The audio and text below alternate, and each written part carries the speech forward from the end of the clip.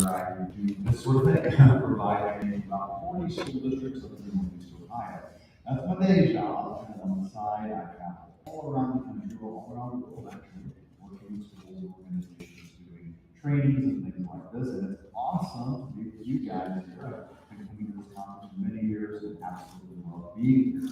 I do run a website, Control Achieve is the name of it. I would encourage you, when you get time, to check out that site as well. At the very top of the document, you see my presenter info, and that link is there, Control Achieve. This is what the website looks like. That's where you'll find everything I share. I put it's all there. It's all freely available. All my resources, all of my webinars, and projects and help guides and everything. It's all there. A couple of quick things I would point out. I do have a tab specifically for AI, since we are doing a lot of AI sessions here this year. I'll point out that tab there has all of my AI resources, and there's a lot. There's lots and lots and lots and lots of AI resources there, so definitely check that out. I would also say if you're looking for other sessions that I am doing at the conference, I do have a blog post on the site there. I list all my sessions and conferences here. Yesterday, you can get resources for those. We've got videos for all of those, and then what's coming up today. So we've got this session and 4 more. I have 4 more coming up today. All of those can be found here on the website. The last thing I'll say about the website is I really do think it's a really valuable resource, but I totally get life is busy. I think it's awesome, but I'm not going to remember to go back to the site. So the thing I always recommend, the number 1 recommendation, is just sign up for the newsletter that I've got here. If you go to the newsletter link in your email once a week, I send out an email that says, hey, here's the new stuff from the website. Here's some cool things I came across. It's the easiest way to stay in the loop. So I'd encourage you to do that. That link is also at the top of our document right here. Sign up for my weekly newsletter. So anyway, so that's me as far as educational technology goes. Beyond that, I'm also a proud grandpa. I'd like to do a shout out to the grandkids, Gavin and Morgan, and all of my hobbies and interests and things like that. So it just gives you a little insight into who I am. As I mentioned, I do have a lot of sessions still coming up today. So if any of those look interesting to you, please feel free to join me for those. Again, all the resources are there at that link on the site. And for those still getting settled in, this is the link, the thing that has everything, it's .link/GaETC. That is the resource for this particular session we're in right now. You're absolutely free to get a copy of it or save it to your drive or bookmark it. But the key is, it's not going away. This link will always be available. You can always get back to all the stuff in there. Do with it as you wish. And again, once again, that's what gets you into the doc here.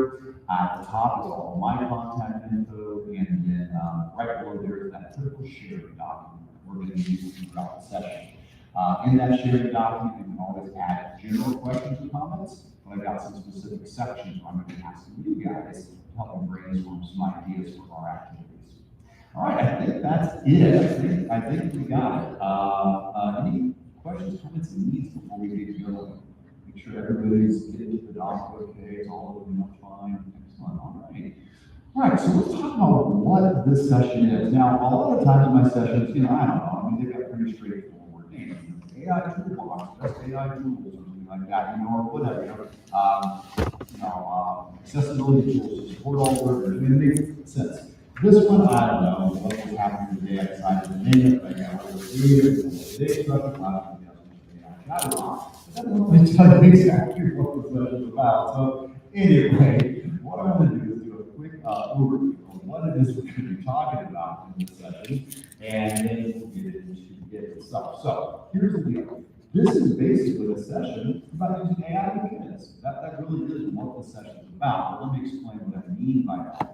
A lot of times when I talk about using AI with students, we're like, oh, that's cool. There's some positives here. We could definitely be, you can see ways AI can help support kids and stuff. But I also understand a lot of times there's some pushback on that. It's like, well, our school doesn't really allow students to use AI yet. We're working on it. We're working on a policy. We want to be able to do that. But at the moment, no. Or only the high schoolers or only whatever. I get that. And also there's some tools that don't allow for you to use it at certain ages. And so I totally understand that may be the situation. Well, whatever the case, we can though still engage our students with AI if we're creative on how we do it by having these be teacher-led whole class activities. So what we're looking at today is how can a teacher, how can you use an AI tool with your students, but they're not really touching it. They are not actually typing into the AI. You're the one who's running the activity, but AI is basically your special classroom guest.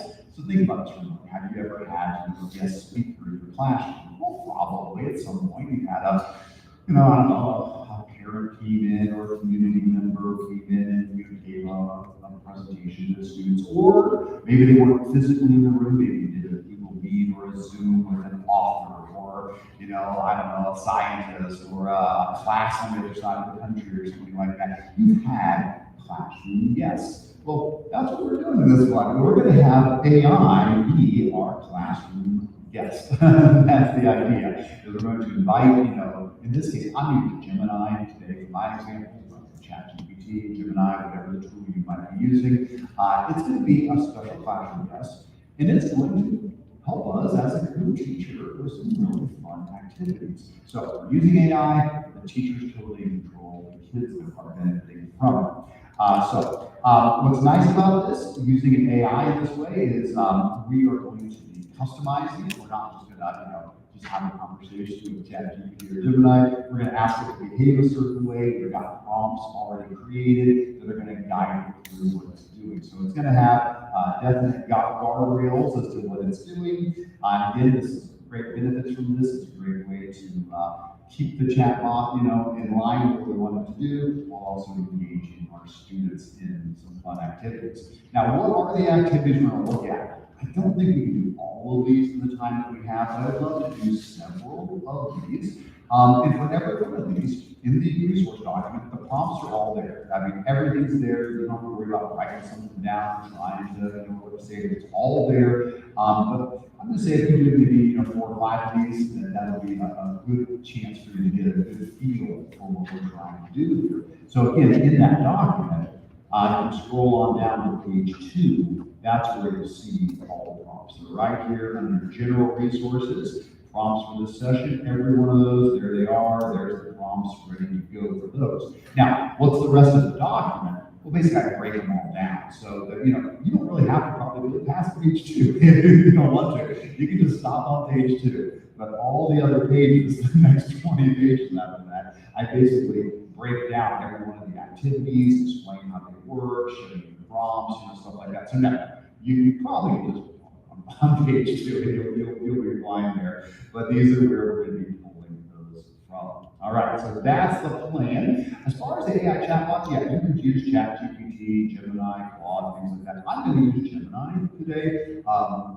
We won't get into all the details. I think anyone would be fine for what you're doing, but that's the one I typically promote in schools. There's a lot of really school positive features about Gemini. So I'll be using that as an example, but I would actually encourage you to try multiple ones. Maybe find, is there one that works better for what you're trying to do? That's fine, but that's the one I'm going to be using. So I've got Gemini pulled up as an example. All right. I think that's it, guys. I think that's the whole spiel as far as what we're doing here. And we're going to just dive on in and get into these. I did say a couple people still just get into it. First of all, I don't want you to be left behind those. So one more time, I'm going to get our link up there for you. I'll make sure everybody can participate. So this will be the final time to say it. I promise I won't bug you guys with it anymore. That's the link that gets you to the main doc. And then from our main document, on page 1, right below my presenter info, that's where you get to our sharing document, which is where I'm going to be having you guys give me some suggestions here in just a moment. So hang tight, I'll be explaining that in just a moment. So again, bit.ly/current-AIS. All right, let's get into it. So the very first activity we're going to do is a classic. I mean, this is one that you've probably heard people talk about a lot, so it's a good place to start. One that we're probably more familiar with, the AI interview. So here's the idea. You can tell ChatGPT, Gemini, Claude, and these tools to pretend to be something that it's not, to do basically role playing. and then have your students interview the AI. Here's what I mean. Maybe you've been learning about historical figures in class. Hey, you've been learning all about Abraham Lincoln. Well, guess what? We can tell how to pretend to be Abraham Lincoln and say, hey, guys, guess what? We have a special guest in class today. Abraham Lincoln is joining us in class today. And what would you like to ask Abraham Lincoln? And now the students can come up with questions.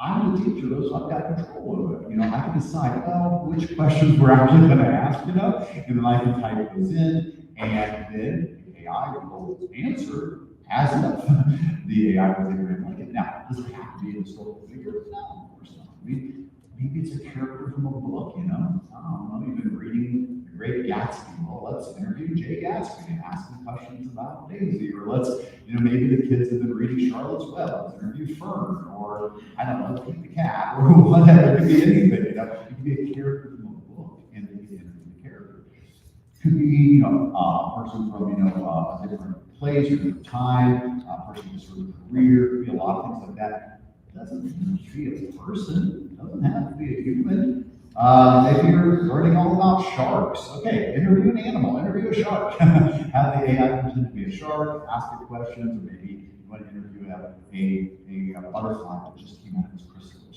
whatever the case might be.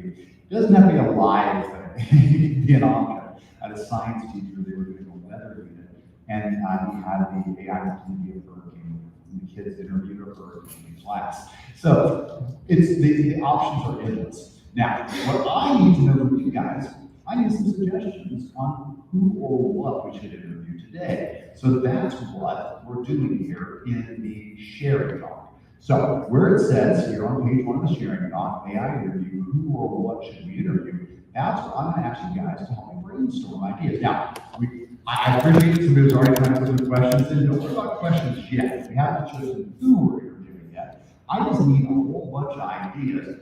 What would be an interesting, person, or it could be historical, it could be fictional, it could be, again, animal, an object, but something that sounds interesting to you, it could be maybe something that ties into what you teach, but I don't mind. I'm going to pick something from the list. So go ahead and start thinking through what would be some interesting people or things to interview. Now, while you're doing that, let's talk about the prompt. So if you come here to page 2 of the document where I said all prompts are listed, you will see I have prompt templates for each one of these. So for example, for the AI interview, here is the prompt template. I'm going to click on that, give it a moment to come up. You can zoom in so you guys can actually see this. All right. When you scroll on down, you'll see here it is. This is the prompt template right here. And it's pretty big. It's a good sized template. I mean, it's not short. There's a bit here. But the point is, you can come in and just grab your mouse, select all of this prompt, grab the whole thing here, and just copy that from the prompt. So the teacher knows that's just extra stuff down at the bottom there. But this is the prompt. Again, it's not small, but it's meant to make this activity run really smoothly. So you can come in, grab that prompt, copy that whole prompt, and just paste it into whatever tool you use. ChatGPT, Gemini, Claude, whatever one you use. You can just come here and you can do boom, and just paste that prompt in, and then go ahead and submit it, and it's going to launch the activity. Now, for what it's worth, you might wonder, okay, that's cool. What's this thing here where it says gem link next to the prompt template? And also, when you go into the prompt template, why does this say Google Gem or Gemini Gem version? What is that about? So here's the thing. You are absolutely welcome to just copy the prompt and paste it anywhere you want. But if you are a Gemini user, it allows you to do to use what are called gems. A gem is basically a pre-saved version of a prompt. So if you don't feel like you want to take the time to, copy and paste the prompt, you can just click on the gem version here, and that will launch it as well. Or, actually, I should put this link in. I feel bad I didn't put the link, and I'll put it in together right now. I've also put all of these gems on this new website that I put together a few weeks ago called Edgy Gems, where I have all of my favorite gems, and all the ones we're doing, most all the ones we're doing today are right here in the student activities section. Like here's the AI interview, and then here's the other games and stuff like that. I'll add that. Apologies, this is such a new site. Like I launched this like 3 weeks ago. It's so new. I can say all the prompts at my EduGyms site, and so you can also just get them there. That is fine as well. The point of what I'm saying is, if you don't want to copy, if you don't feel like going into the prompt template, selecting it, copying and pasting it, you can just click on the gym version. Let me show you what happens when you click on the gym version. Well, we can show it both. It's a bit different, though it isn't. But if you click on the gym version here, or you click on it here, or you go to EduGyms and click on it there, either way, it doesn't matter. When you launch the gym, what it does is it basically preloads the prompt. The prompt loads up in the background, so you don't have to type it. Not a big deal. I mean, it just saves you a little bit of time. You just don't have to type in the prompt. Now, when you get to there, when it does pull up, if you do it from the gym approach, you do need to say hi or something to get it started. The gyms kind of wait for you to begin the conversation. You can just say hello or something like that, and then the gym will actually launch at that point.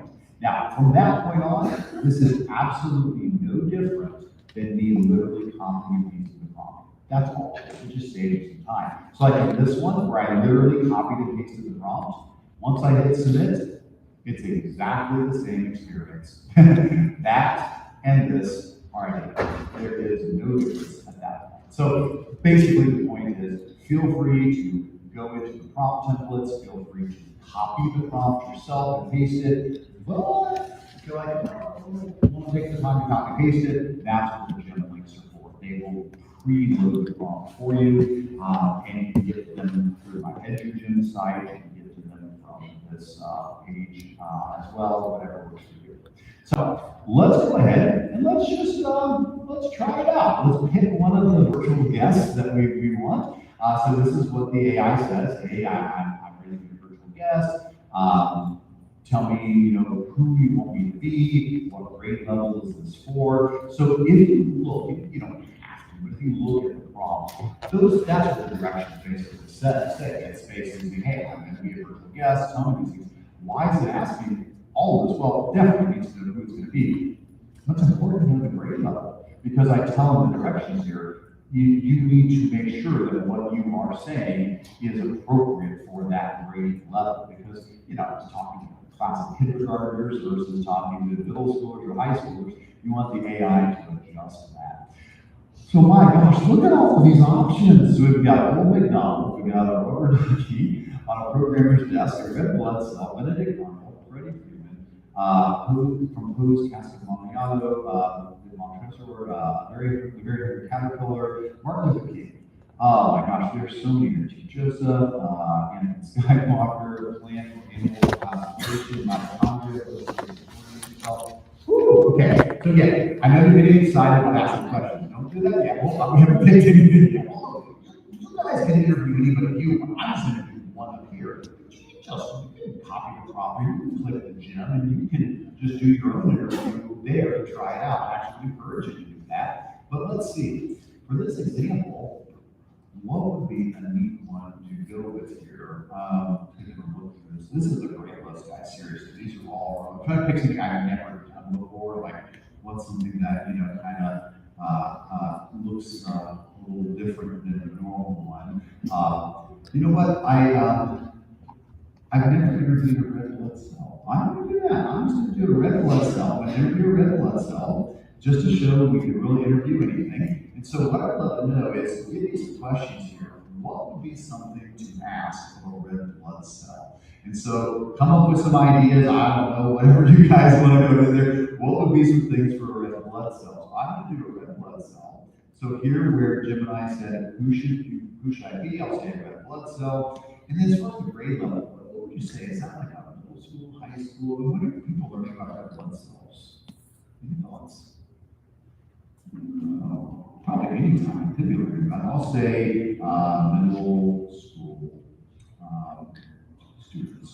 That's fine. All right. And there we go. And at this point, that's pretty much it. Hey, I'm ready to be a red blood cell. From this point, that's what I'm going to be. Ask your first question. And so let's see, what do you guys have here? What is a trip around the body like? What's the most exciting part of working up the journey? If you could be any other color, what would you choose? How do you carry oxygen? What do you like to eat? Why are you red? These are all really good. So yeah, we could say, exactly, let's start off with a simple one. Why are you red? And so we'll drop that in, and let's see what we get for a response. That's a great question. I'm red. I carry hemoglobin. This is a special molecule that contains iron. When this iron hemoglobin picks up oxygen, which we do, you get that bright red color. Love it. That's fantastic. Let's grab another one here.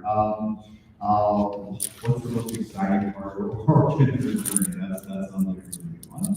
We'll drop that in. Let's see what it says here. Well, that's a tough one. My journey is non-stop, microscopic roller coaster. If I had to pick one, there's two major highlights. The lungs. This is where I feel the most refreshed. I'm rushing to the tiny air sacs called alveoli. It's like a huge, refreshing gulp of air. Quickly drop off the carbon dioxide, trash that I'm carrying, and I immediately load up with fresh, beautiful oxygen. Awesome! And then the heart. Well, lungs refreshing, the heart is pure power. It's not the order I drop things off, but it's a muscle booster. When they get squirted out the heart into an artery, I can constantly go to speed. So it's answering the question, and it's teaching things at the same time. That's really good. So love that. That's fantastic. I don't know if you could be, who discovered you? That's a good one. Do you have any enemies? These are such good questions here. Who discovered you? That's a great one. Awesome. Here are some people from, it was a team effort. My two main heroes. We got a Dutch scientist and also another Dutch scientist. I don't know how to pronounce the names. Who in the 1600s were making this discovery. So that's fantastic. Do you have any enemies? I'm actually curious about that. That's an interesting question. Do you have any enemies? Intriguing. There are things that could damage or shorten my life, sickness and disease. The spleen is a bit of a policeman. It's the red blood cell graveyard because its job is to check every cell. That's awesome. That's what the spleen does. I don't know. So you get the idea. So basically, folks, with this simple prompt, we can engage our students in learning about pretty much anything here, where they're going to be asked questions, and we can decide which questions we want to go with. If it's a question that's not appropriate, or whatever, not to do that. But don't shy away from what seems to be silly questions sometimes, because honestly, people learn some pretty neat things. A lot of times we'll do like an actual historical person. We'll put in somebody position, we'll interview them, and somebody will say, "What's your favorite food?" or something like that. Or, "What's your favorite color?" It's like, what does this have to do with this historical person? Put those questions in, because actually it's interesting. It gives you more insight into what was it at that time in history, or what was their their wealth level, were they were they a poor town, what did they do? Did they tell you things? It humanizes and brings more well-rounded understanding to these people. And so some of the most interesting answers I've gotten have come from some of the more odd questions, because they really fleshes that out. Let's pause there for a moment. I'd like to get your take on this. I will say a couple of quick things. One is, before we go any further with it, is that I do always encourage you to test these things out first. Especially if you're interviewing a historical person, because history is messy sometimes. Not all of history is the best story. We're always on our best display as humans throughout history, And so that's important to run through this first on your own, ask it some questions, and see what kind of responses you get. What if you're like, I'm not real responses I'm getting? Maybe you could do a couple things. You could try multiple chatbots. I'm using Gemini right now. Try ChatGPT. Try other ones and see. If it works for it, here's the thought. I've been doing all of these with Gemini. I've been using what's called 2.5 Flash. That is the base model of Gemini. And it's quick. You saw how quickly it responded. We got good responses. There is an option though called 2.5 Pro, and that is a more powerful model, but it's free. You're allowed to use it. It just means it's more powerful. Google does put a cap on how many times you can use it in a day, just because it is so powerful, it takes longer to run. So as educators using a school account, you can do 100 code prompts a day, which that's perfect. You're probably going to be fine with that. So I'm just saying, that's another option. If you choose Pro, it's going to take a little longer. Be aware, you're not going to get an answer in 5 seconds. It might be 30 seconds. It might be 15 seconds. It's going to take a little bit longer, but you'll get a much more nuanced, deeply thought out response to it. So that can also help if the thing you are interviewing, the person you're interviewing, whatever, is maybe a little bit more, I don't know, something that would benefit from that nuance. It's not just interviewing, about capital or something like that. So a couple of things to consider there. All right, well, let's pause for a moment. Questions, comments, thoughts? Has anybody ever tried something like this? Have you done this in your class before? Would you want to share what you did? I used Claude. Yeah. For an interview with this little paper. I said, try it out first. Yeah. And kids loved it. Oh, nice. Oh. They were amazed. And usually that is the case. This is very engaging. It really is. Now, did you do, when you were getting the questions from them, did you do it live like we were doing now? Did you have to submit questions the day before? Or I took my own first, and I did practice it. Yeah. Make sure that it was appropriate. Yeah. And line the lesson. Yeah. Because I wanted to have that engagement and to bring it more alive. And did that sort of thing. Your question were not sure what I was practicing with. Nice. All right, well, good deal. Any comments, questions, thoughts before we move on to some other examples? I think this is an easy one to start with. It's an understandable idea. Hey, let's interview a person, a character from the story, an animal, an object. Questions, comments, thoughts on that? All right, so feel free if you want to do this with your students at any point. You can either, like I said, come back to this document and just grab the template right from here, or use the gym link in that little pre-loaded for you, which also, again, that is on my Edgy Gym's website. If you go there, I've got loads, about 50 gyms at the moment. I'm adding more all the time, but this is my 3 weeks old. So I've got gyms to do just about anything. You can create, station rotations, lesson books, song lyrics, decodable text, DOK questions, learner scaffolds. This section right there, that's what we're doing today is in this activity. And that's the AI role-playing gym right there. Well, let's try a different type of activity instead. So the next group here, I'm going to kind of lump these together. I've got Choose Your Own Adventure. I've got 20 questions, I've got 2 truths and a lie, I've got emoji definition game, I've got classroom taboo. A lot of these, I call them more like games, so there's not like an interview, it's more like we're playing a game on these. So this batch here, Choose Your Own Adventure, 20 questions, 2 truths and a lie, etc. Those, if we look in our Q&A doc, I am putting those, Q&A doc. There we go. I'm putting all of those under AI games. So that's the topic for this. Now, what I need from you guys, I'm going to explain each of the games real quick, but I just need ideas for topics for those games. Now, when I say topic, what I mean is like something you're teaching in class. Like what is a topic that you would be covering in class that it would be fun to have a game about that topic. Now, if you want to put in some non-educational things just for fun, that's okay too. I don't mind. We can do multiple examples here. But let me run through each of them real quick so you know, well, what are these games? And then let's play a couple of them, and I'm going to grab your suggested topics to drop into them. So the first one, I don't think anybody's going to be confused about. You all know what Choose Your Own Adventure is. This is basically one where we give it a topic, and we give it a grade level, and it writes a live Choose Your Own Adventure game for us, where it's going to give us a paragraph or 2 and 4 choices, and as a class, we have to decide. So what do we do next in the story? A, B, C, or D? Maybe you do a vote where the students all raise their hand and they vote for the one and that's what we choose. Or maybe you randomly pick the student and they get to be the one who makes the choice for that round. But basically, the AI is generating a Choose Your Own Adventure story, where as a class we get to play that the game, answer what we want to do, then it writes the next part of the story. And and then we choose again. You get the idea.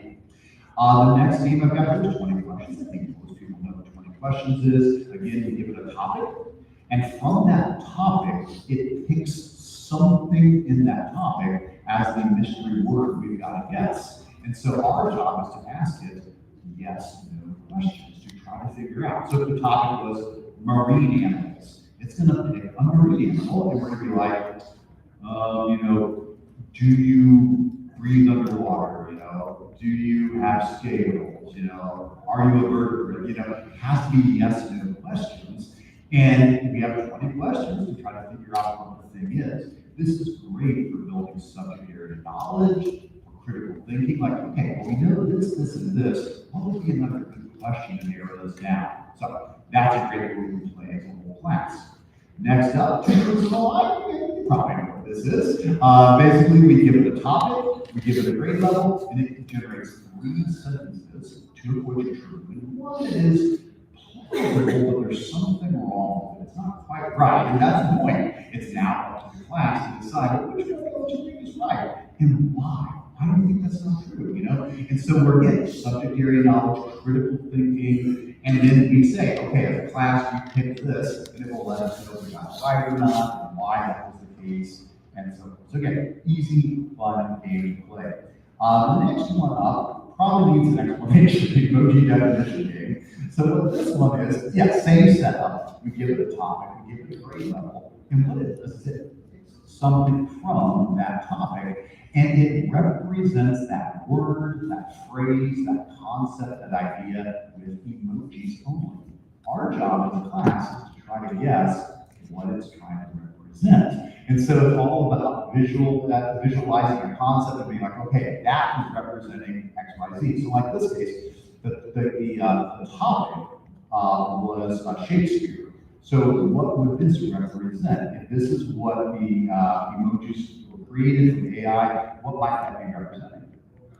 Romeo and Juliet, absolutely. And so again, it's about trying to connect subject area knowledge to the thing that's being represented visually. This is also great for little ones because it's just pictures, and so this can be really good for younger students as well. And then the last one that I put in the game category is Classroom Taboo. It's the same as the game category. If you've ever played that, that's the game where you try to get someone to guess a word without saying certain keywords. And that's exactly what happens here. You give it a topic, you give it a grade level, it picks a key phrase in there, but then the AI generates its own taboo list that it's not allowed to use. It picks like 100 most common words related to that thing. So what's it going to do? It's going to generate a definition that is kind of circuitous, kind of going around trying to describe something without using the most common words, and we as a class have to try to decide what it is representing there. So again, all of these are meant to be things that support subject area knowledge,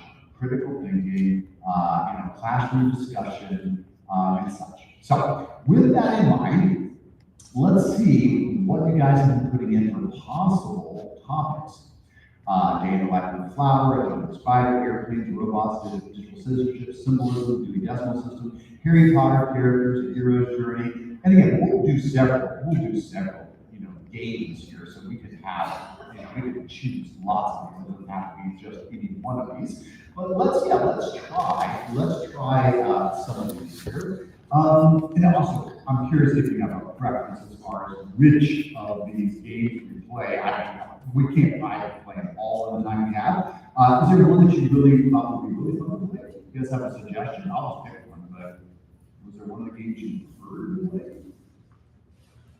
All right, well, let's just go ahead and we'll start with two truths and a lie. That's a pretty accessible one. We'll start with that. Now, again, here's the prompt template. You can go in there and you can just copy this template. And it's, again, about the same size as the other. Just grab here, scroll down, and there you go. So that's your template for the prompt. You can copy that, you can paste that. Once again, yes, there's a gym version of that. The link is there, the link is here. The link is on my EduGym's website as well. You can live. See, for this one, I will do this one. I'll run this one at the gym. I'll just show you real quick at the gym. If I run it that way. Again, it's no different than copying and pasting in the prompt there. It's going to be fine either way.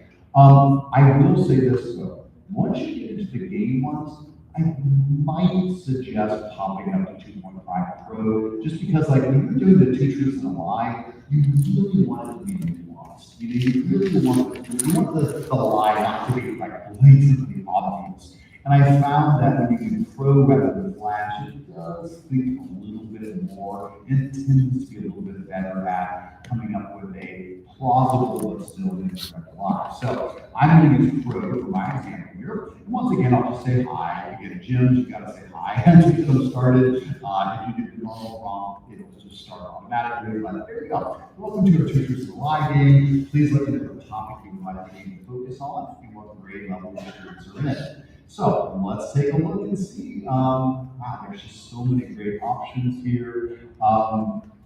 What would be something that would be great to grab for two truths and a lie? I don't know. Jumping spiders could be fun. We've got airplanes, robots. Again, feel free to keep adding others if there's things you teach in class that you would think would be good to explore here.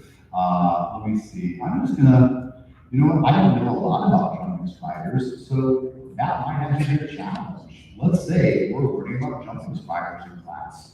Now, I don't know, maybe this is grade 5. I really don't know if you're up to this. I'll say this is grade 5, and we'll drop it in. Now at that point, I chose Pro. Because I chose Pro, it is going to take a little longer. So if I did Flash, you probably already have all 3 statements up there. Be aware, yes, Pro is going to take a little longer, but there we go. Great choice. Jumping spiders are fascinating creatures. Here's 3 statements for the great class. When a jumping spider leaves, it always attaches a silk safety line called a drag line just in case it falls or misses. Jumping spiders have 8 eyes, and with 2 giant front eyes give them super sharp vision, almost like binoculars. All jumping spiders are hunters that build sticky round webs and tree branches to trap flying insects. So, I don't know a lot about jumping spiders, but let's do this. Let's just do a show of hands. I'm going to do A, B, C. You guys just, don't feel bad. I don't know the answer either, but let's think. Who thinks A is a lie? Who thinks A is a lie? 1 or 2 people. Who thinks B is a lie? Maybe you're like, who thinks C is a lie? Oh my gosh, that one is C. Okay, so as a class, we believe it's C. So we're going to say C. But I am now going to have a discussion with my students. So I might say, well, why do you guys think it's C? And give them a chance to explain, defend their position. If there was a strong opinion the other way, well, for those that want an A or B, defend yours. Why do you think that's the case? And it gives us a chance to really think critically in class. Well, let's say we think it's C, and let's see what it says. Okay, it's cranking through, thinking about it. You got it, it was that. Okay, so the lie is C, why it's false. And I love this. The way I built this prompt was, it doesn't just say, you got it right. It's always about educating our students. So it says, why was it false? Well, they're definitely hunters, but they don't build webs to catch their food. Spiders are cord weavers, build those sticky round webs. Jumping spiders are active hunters.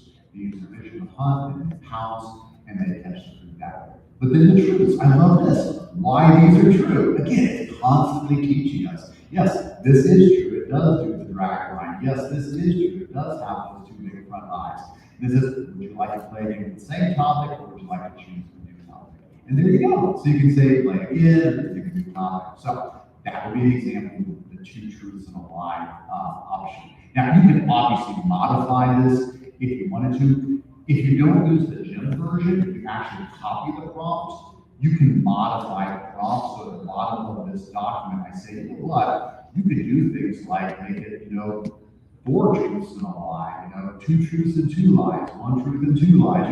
You could change the prompt. You could, copy my prompt and tell it to do something different. Like right here, you could modify that if you wanted to make adjustments. All right, let's try another game and another topic here. let's do the emoji definition, which is just so different. It's kind of weird. It's kind of out there. So here's the template for that one. Again, you can just come in and grab this template, copy it, paste it into ChatGPT, Gemini, Claude, or again, you could use the Gem version. So if I pop over here to EduGems, for example, scroll down to the student activities, here is the emoji definition. This explains what the game is, gives you the link here to play it. Again, once that pops up, just say hi, to get it started. And I'm going to use Pro again, just because that does help to have, a little bit more team thinking on this. Okay, I'm the emoji master, I'll be your host. What topic would you like to focus on? So let's do, man, there's so many good ones here. Let's do the nervous system. Sounds interesting, sure. Let's do the nervous system, and I don't know, how do you teach the nervous system? What's life science? 7th grade, grade 7? Sure. Okay, nervous system, grade 7. All right, so it's going to think through that and generate some new forms there. And again, like I said, you can copy this, you can paste it, or you can use the gem. Either way, it's totally fine. There we go. Great choice. I've got my secret word here. It is now, unfortunately, this is a little small, so I'll zoom in a bit. Hopefully you guys can see this if I zoom in and up. So here are your emojis. So we now, as a class, have to try to decide what is it trying to represent. We got a brain, we've got a zap of some sort, of electricity, something like that. Something leads to a beach bubble or something, and then this leads to a muscle or a flex. I don't know, anybody have an idea what that's representing? What's that? Muscle movement. The brain fires, it sends a message down and flexes the arm. So what would we say? It's like, I'm not sure either, that's the thing. How would we describe it? So maybe, good question. We'll just say, that is a tough one. And I think you can do hint also. I think I included that. Let me remind myself, I think I did include it in here. Did I put it in there or not? Yeah, if the class types hint please, you may give us an extra emoji. Something to do hint please. Sometimes it's a lot easier, so I'm a little stuck on this one. So let's see if it gives us a little bit more, what's going on here, and we'll see. So that in the directions, to ask for an extra emoji there. All right. And it gave us some chains. I don't know, guys. I don't think that helped me at all. All right. So, what do you want to say? Just nerves. Sure. We're just going to say, what's that? Neurons? Yeah. I don't know. We'll put in nerves. We'll see what it says. I really don't know if we got it right or not. Wait. Did we get it? No. Oh, here it is. Oh, it was neuron. You're very close. Somebody said neuron back there. It's a neuron. It's a basic building block of the nervous system. These special cells are tiny messengers.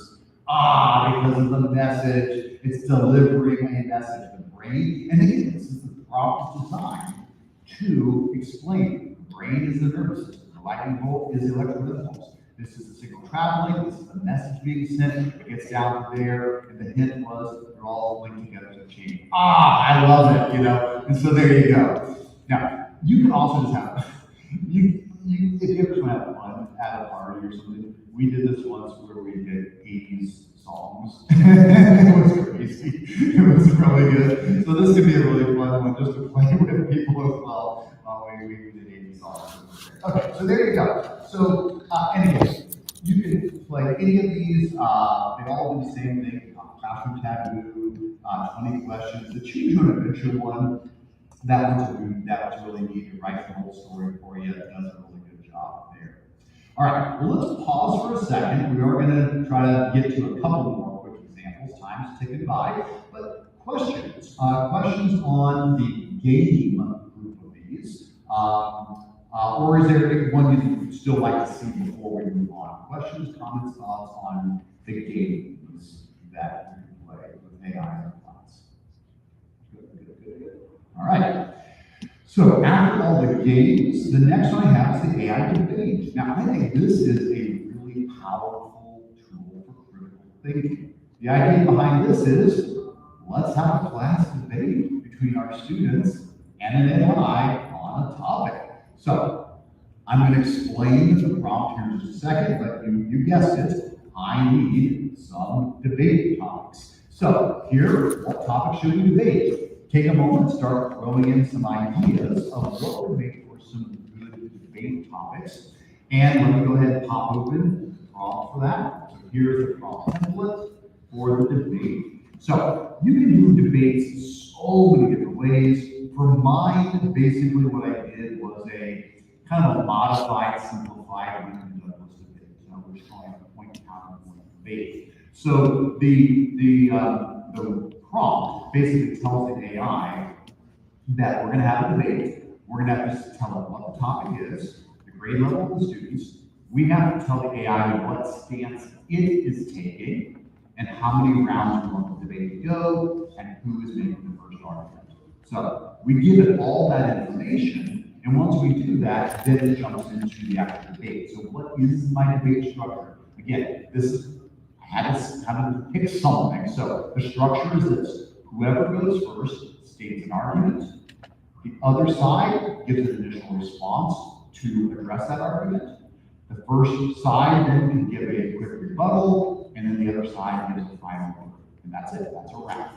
Then you switch sides. The structure goes first. You're still debating the same thing, but then the other side starts with an argument. So it's only one argument at a time that you're really diving into. And you can go as many rounds as you've said. Once again, you can just copy this prompt, you can paste it right into Gemini, ChatGPT, whatever, or you got it. Once again, I can come here to Edu Gyms, I can go to the student activities, and there is the AI debate right there. And here's the gym, give it a click, pops open, and I would definitely go with Pro on this one because it's really needing to think deep for a debate, so I would choose Pro rather than Flash. And again, I'll just say hi to kick it off, and it'll get going here for us. And again, you don't have to use Gemini. You can copy this prompt into any tool you want to use. I just have the Gemini in there if you are using Gemini to save you a little bit of time. All right, so what are your suggestions? Self-driving cars, nuclear energy, what's more important, order of brain,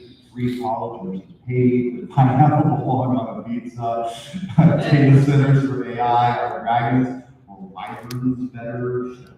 This is fantastic. All right, so these are all really good. Just to keep it simple for our example today, let's do this pineapple belong on a pizza. Sure, yeah, we'll do that for our example here.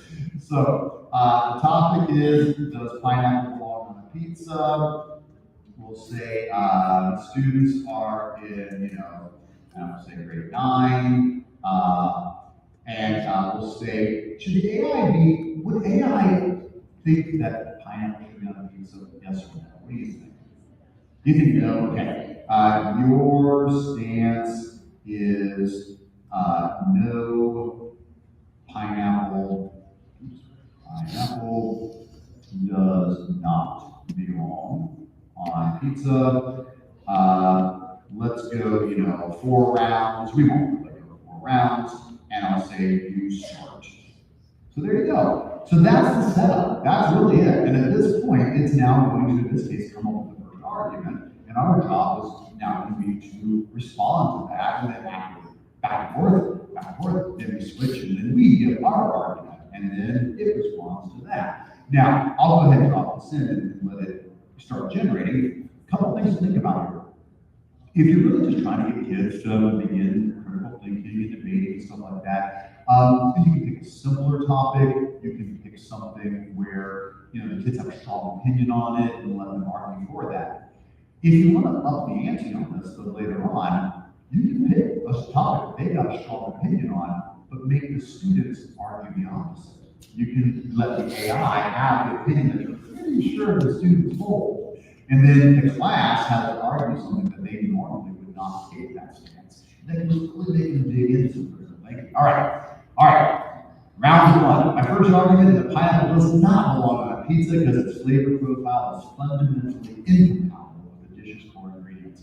Pizza is a savory dish built on a rich acidic tomato sauce and salty fatty mozzarella cheese. The introduction of pineapple, a very sweet, intensely acidic fruit, creates a jarring flavor contrast. Instead of complementing the other ingredients, its aggressive sweetness overpowers the subtle flavors of cheese and tomato, leading to culinary clash rather than harmony. So, how would you respond to that? Does anybody here want to defend the pineapple on the pizza? But it tastes good. There's a long history of savory sweet food going. Okay, so we've got some options. See, this is exactly that. This is now the class discussion. Let's start brainstorming. How are we going to come back against this? So, I guess here's what I would say. I love your suggestion about a long history of combining things like that. It's possible that could even be our own argument for round two. Maybe we make an argument. This one seems to be getting a whole lot more on the taste thing, and you're saying it does taste good. So maybe we say it's subjective. Maybe we talk about taste is subjective. Maybe that's it. But that's the point. We as a class now have to, how do you build a good debate argument? How do you defend the position? So I don't know. We could say something like, taste is subjective. Different people like different flavors and combinations, especially when combined with what goes really well.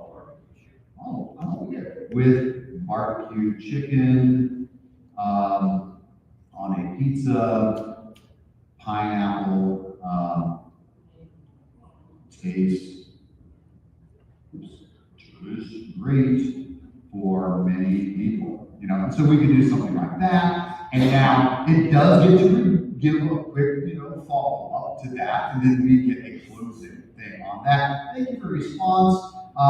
You're right, it is subjective. However, while personal preference is valid, the debate over this centers on the definition and culinary integrity of the dish itself. Just because the combination is liked by some does not mean it belongs in the framework of that food. The argument is that defining characteristics pizza are savory, pineapple is sweet, and so you get the idea. Now, obviously, we're not going to, drag it out, but so that's the idea. All right, we are knocking on the door of the end of our time here. So as we're getting really close to the end here, I do a couple more examples. We don't have time to go into them. I've got one on AI co-writing, where you go back and forth and do a co-writing experience with the AI as well. There's a link to that further down in the document here if you're interested in that one as well. But as we wrap up, a couple of quick things as we wrap up. First of all, I just want to say thank you very much for coming out at 8 in the morning to play some AI games. I think that really is very impressive. I want to remind you that everything, all the prompts, all the journals, all the directions, all the details is all there in that link. That'll get you all of that. Try this out. Pick one of these things. Try it with your students. See how it goes. I would love to hear from you how it goes. And don't forget at the very top of the document, it's all my contact info. I strongly encourage you to sign up for that newsletter. That is the easiest way to stay in the loop on everything I'm doing. But you got your options. Pick what works for you there. If you're a sticker person, I got stickers down in front. And don't forget, I got a lot more sessions coming up. So feel free to join me for other things. Thank you guys so very much for hanging out with me this morning. Have a good day. Thanks, guys.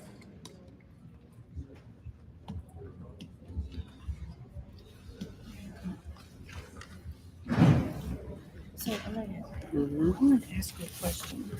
So when I'm looking at the live stream, Yeah. I was just curious. So it instead of showing the whole thing, it shows what you're zoomed in on.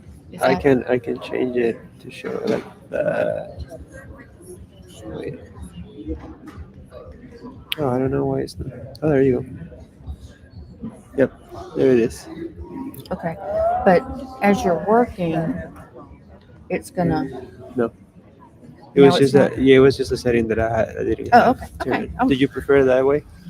I think I think maybe the audience would just to see the progression, Okay, if that's okay. Yeah. sounds good. Yeah. Okay.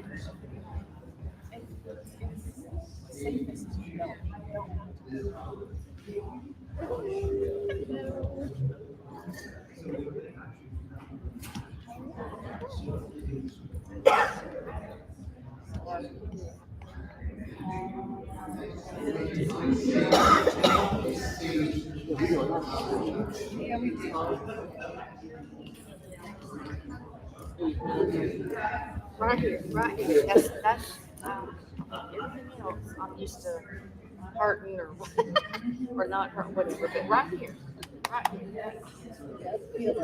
What's that called? Is that your bar? Is it your bar? What is that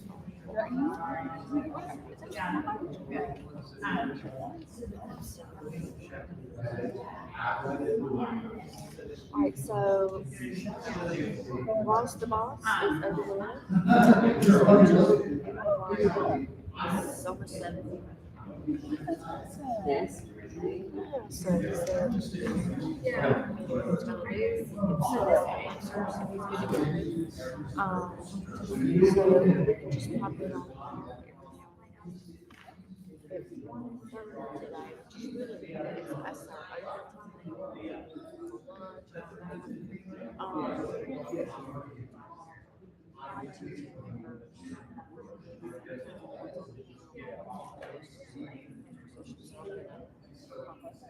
My pride.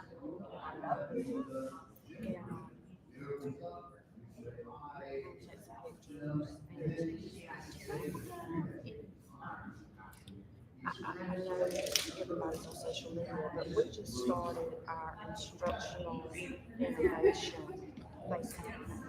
We got approval. And I've got the newest person on my team, Jessica. She's a top influencer.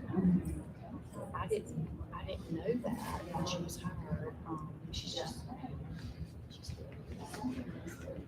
She talks about learning, being an educator, all that stuff. She's like the person that puts all the stuff on there for us. Oh,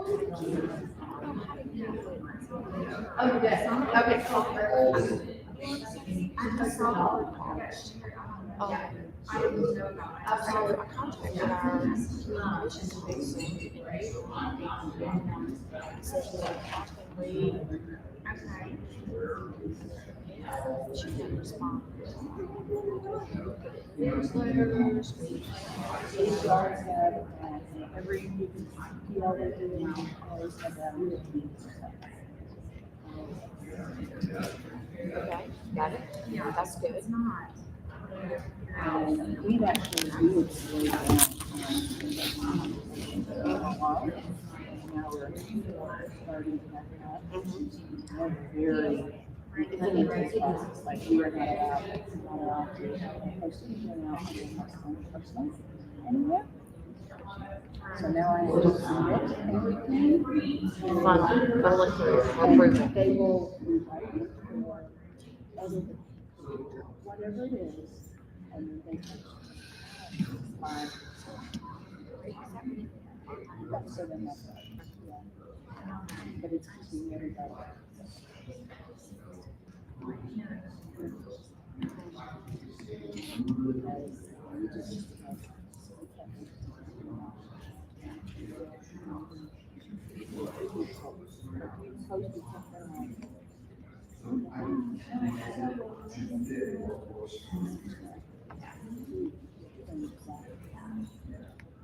Yeah, we should gather that. Now you've got these points to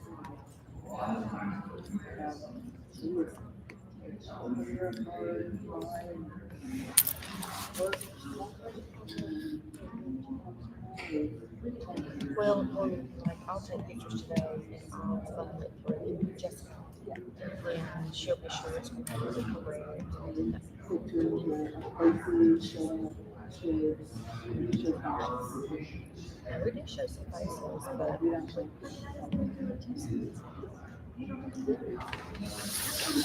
Privacy. well, I get it. And I had a teacher post. Done a successful lesson. Posted on you asked boys, where's my son? Just to know she heard my son's special needs. You didn't realize that you did that. And see, the other thing that But you just did it. But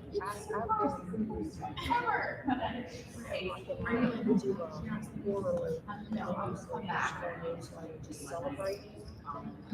It's kind of going to be a redundancy. If we can get more followers, it will probably phase out the newsletter. You know what I'm saying? If we can get more Facebook followers. That's really what we're celebrating. It's kind of the same day. what audience we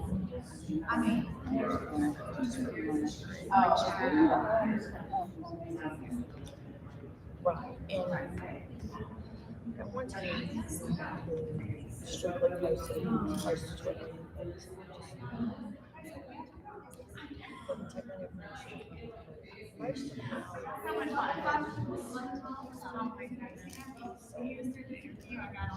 we're just trying to positivity, the things that are going to all the good things. And has said from day one, if we don't tell your story, somebody else is going to tell our story. And it's not going to be accurate, just like that lady, the former teacher or principal, and who doesn't post anymore. She doesn't post yesterday. Anti-e-splosh, don't vote positivity, don't vote for the e-splosh, and then right under that, our next post is about witchcraft and sorcery. And, it's a little, it's just too extreme to get something daily. well, not that way. She posts daily if she had the information a couple of times a week.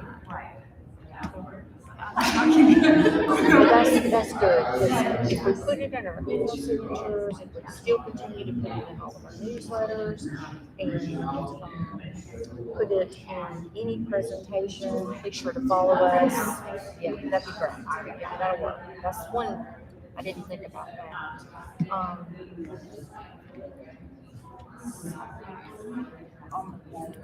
We've not come back to weird by them.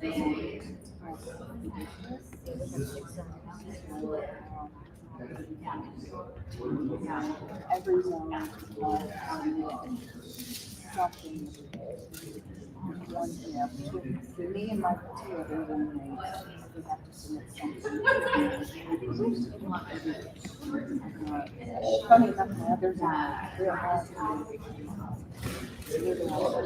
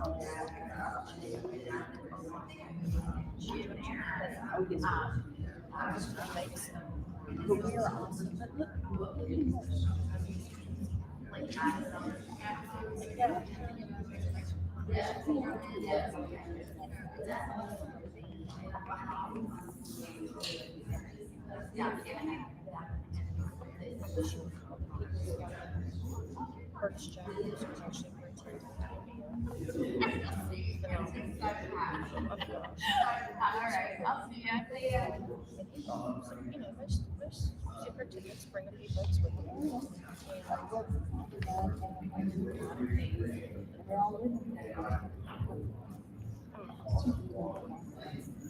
Oh, okay. So, What in a year, like first, let's say, assistant superintendent.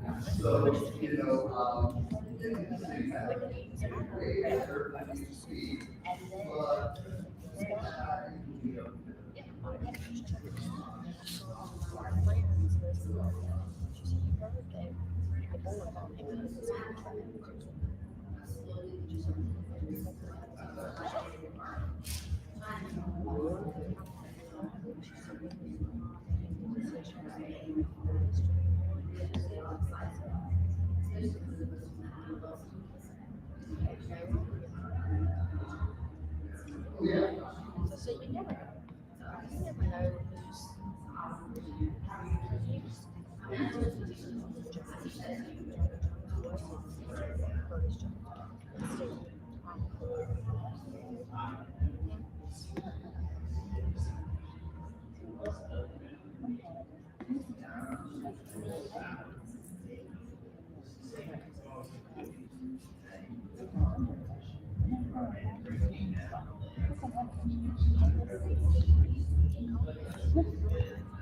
So now he does.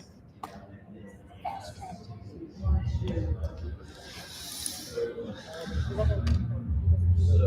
No, it's not. What he is good at is